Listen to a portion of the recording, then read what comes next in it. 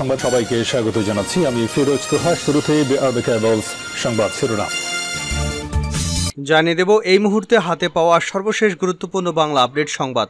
শুরুতেই থাকছে, ক্ষমতাচ্যুত হলে আজির বেনজিরের মতো সবার অপকর্ম বের হয়ে আসবে বলে মন্তব্য করেছেন ঢাকা মহানগর দক্ষিণ বিএনপির সদস্য সচিব রফিকুল আলম মজনু।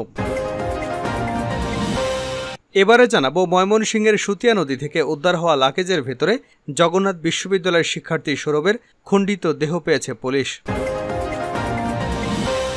জানাবো, নৈতিক স্খলনে জড়িতরা সংসদে আসুক চায় না। এমপি আনোয়ারুল আজিম আনার হত্যা দুঃখজনক উল্লেখ করে বিরোধী দলীয় নেতা ও জাতীয় পার্টির চেয়ারম্যান জেএম কাদের বলেছেন, এই হত্যাকাণ্ড ঘটেছে কিনা তা আমরা এখনো নিশ্চিত নই। এ কারণে স্পিকার তার আসন শূন্য ঘোষণা করতে পারছে না। তবে অপেক্ষা করছি, হয়তো একটা ফলাফল পাওয়া যাবে। এবারে থাকছে, রাজনৈতিক দলগুলোর মধ্যে বৈরিতা অত্যন্ত প্রকট। প্রধান নির্বাচন কমিশনার কাজী হাবিবুল আউয়াল বলেছেন, রাজনৈতিক দলগুলোর মধ্যে এখনো কোনো আলাপ আলোচনা দেখছি না। তাদের মধ্যে বৈরিতা অত্যন্ত প্রকট। আমি ব্যক্তিগতভাবে মনে করি এই প্রকট বৈরিতা রাখলে সামনে এগিয়ে যাওয়া খুব কঠিন হবে। জানিয়ে দেব, সরকার পুলিশের সাবেক আইজিপি বেনজির আহমেদকে দেশ থেকে পালাতে সুযোগ করে দিয়েছে বলে দাবি করেছেন ইসলামী আন্দোলন বাংলাদেশের আমির ও চরমোনাই পীর মুফতি সৈয়দ মোহাম্মদ রেজাউল করিম। এবং সর্বশেষ জানাবো আন্তর্জাতিক সংবাদ।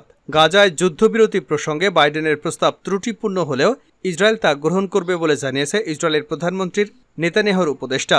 এতক্ষণ শিরোনাম শুনছিলেন, এবার বিস্তারিত। প্রিয় দর্শক, আপনি যদি এই চ্যানেলে নতুন হয়ে থাকেন, ভিডিওটি দেখতে দেখতে চ্যানেলটি সাবস্ক্রাইব করে আমাদের সঙ্গে থাকুন। আর এই ভিডিও সম্পর্কে আপনি আপনার মূল্যবান মতামতটি কমেন্ট বক্সে জানিয়ে দিন।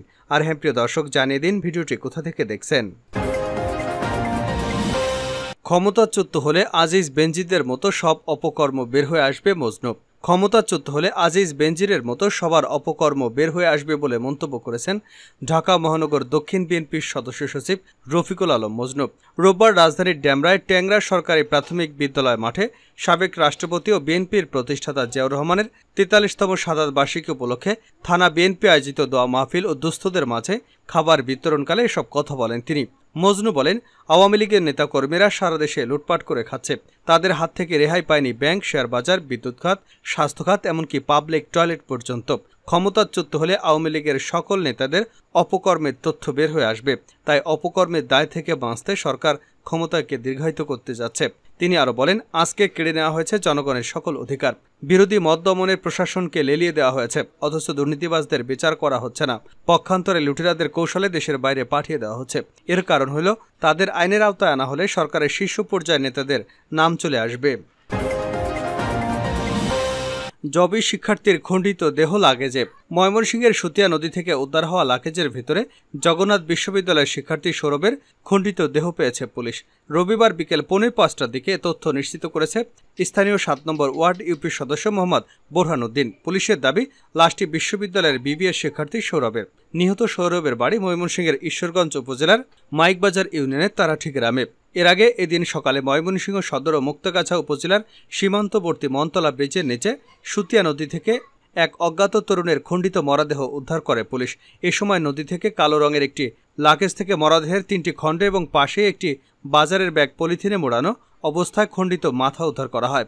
এরপর প্রযুক্তির সহায়তায় নিহতের পরিচয় শনাক্ত করা হয় বলে জানিয়েছে কোতোয়ালি মডেল থানার পরিদর্শক মোহাম্মদ আনোয়ার হোসেন। তিনি বলেন, খুন হওয়া তরুণের নাম সৌরভ। তিনি ঈশ্বরগঞ্জ উপজেলার মাইকবাস ইউনিয়নের তারাঠি গ্রামের বাসিন্দা। ডাক বিভাগ কর্মচারী মোহাম্মদ ইউসুফের ছেলে। স্থানীয় ইউপি সদস্য মোহাম্মদ বোরহানুদ্দিন বলেন, সৌরভ পরিবারের সঙ্গে ঢাকায় বসবাস করেন এবং জগন্নাথ বিশ্ববিদ্যালয়ে বিবিএতে লেখাপড়া করতেন বলে খোঁজ নিয়ে জেনেছি। তাদের কেউ গ্রামে থাকে না। এর মধ্যে সৌরভের বাবা ঢাকা এবং চাচা মোহাম্মদ ইলিয়াস ময়মনসিংহ শহরে বসবাস করেন বলে জেনেছি। তবে কেন বা কী কারণে ছেলেটা খুন হয়েছে তা এলাকায় কেউ জানে না। খুনের ঘটনাটি পুলিশ আমাকে জানিয়েছে। নৈতিক স্খলনে জড়িতরা সংসদে আসুক চায় না জেএম কাদের। এমপি আনোয়ারুল আজিম আনার হত্যা দুঃখজনক উল্লেখ করে বিরোধী দলীয় নেতা ও জাতীয় পার্টির চেয়ারম্যান জেএম কাদের এমপি বলেছেন, এই হত্যাকাণ্ড ঘটেছে কিনা তা আমরা এখনো নিশ্চিত নই। এ কারণে স্পিকার তার আসন শূন্য ঘোষণা করতে পারছে না। তবে অপেক্ষা করছি, হয়তো একটা ফলাফল পাওয়া যাবে। রোববার নারায়ণগঞ্জের সোনারগাঁওয়ে শ্রী লোকনাথ ব্রহ্মচারীর 143তম তিরোধান দিবসে আশ্রম পরিদর্শনে এসে সাংবাদিকদের একথা বলেন তিনি। জাপা চেয়ারম্যান বলেন, সংসদ আনারকে জড়িয়ে সংবাদ মাধ্যমে যা শুনতে পাচ্ছে এগুলো খুবই দুঃখজনক। তার মতো একজন উচ্চ পর্যায়ের এবং দায়িত্বশীল ব্যক্তি যদি নৈতিক স্খলনের সঙ্গে সত্যিই জড়িত থাকেন, তাহলে আমরা এ ধরনের আর কাউকে এমন মহান জায়গায় আসুক এটা চাই না। এ সময় তার সঙ্গে ছিলেন সাবেক এমপি লিয়াকত হোসেন খোকা, জাপার প্রচার সম্পাদক মাসুদুর রহমান সহ আরও অনেকে। রাজনৈতিক দলগুলোর মধ্যে বৈরিতা অত্যন্ত প্রকট। সিইসি প্রধান নির্বাচন কমিশনার কাজী হাবিবুল আওয়াল বলেছেন, রাজনৈতিক দলগুলোর মধ্যে এখনও কোনো আলাপ আলোচনা দেখছি না। তাদের মধ্যে বৈরিতা অত্যন্ত প্রকট। আমি ব্যক্তিগতভাবে মনে করি এই প্রকট বৈরিতাটা রাখলে সামনে এগিয়ে যাওয়া খুব কঠিন হবে। এই বৈরিতা পরিহার করে আলোচনা টেবিলে বসতে হবে। এছাড়া নির্বাচন কমিশন কখনো একা অবাধ নিরপেক্ষ সুষ্ঠু নির্বাচন করতে পারবে না যদি না রাষ্ট্র এবং সরকারের পলিটিক্যাল উইল সপক্ষে থাকে। রাষ্ট্রের যদি পলিটিক্যাল উইল সপক্ষে থাকে তাহলে প্রশাসন, পুলিশ এবং আইন শৃঙ্খলা রক্ষাকারী বাহিনী তাদের দায়িত্ব সঠিকভাবে পালন করতে বাধ্য। রোববার বেলা 11:30টায় নির্বাচন কমিশনের সঙ্গে বৈঠক করেছে টিআইবি।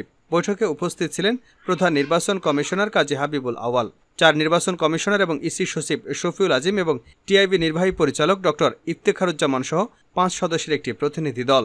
বৈঠক শেষে সিইসি কাজী হাবিবুল আওয়াল বলেন, তাদের মূল দাবিটা ছিল আমরা যেন দ্রুত তথ্যটা দেই। ওনারা তথ্যের অবাধ প্রবাহ চাচ্ছেন, যে কোনো তথ্য যেন আমরা ওয়েবসাইটে তুলে দেই। কিছু কিছু ক্ষেত্রে ওনারা বলেছেন আমাদের দায়িত্ব হয়তো কিছুটা পালন করছি না। আমরা বলেছি সেটা আইনি সীমাবদ্ধতার কারণে, যেমন হলফনামায় কে কী সম্পত্তির বিবরণী দিল সেটা আমাদের কাছে থাকবে বা আপলোড করে দিচ্ছে।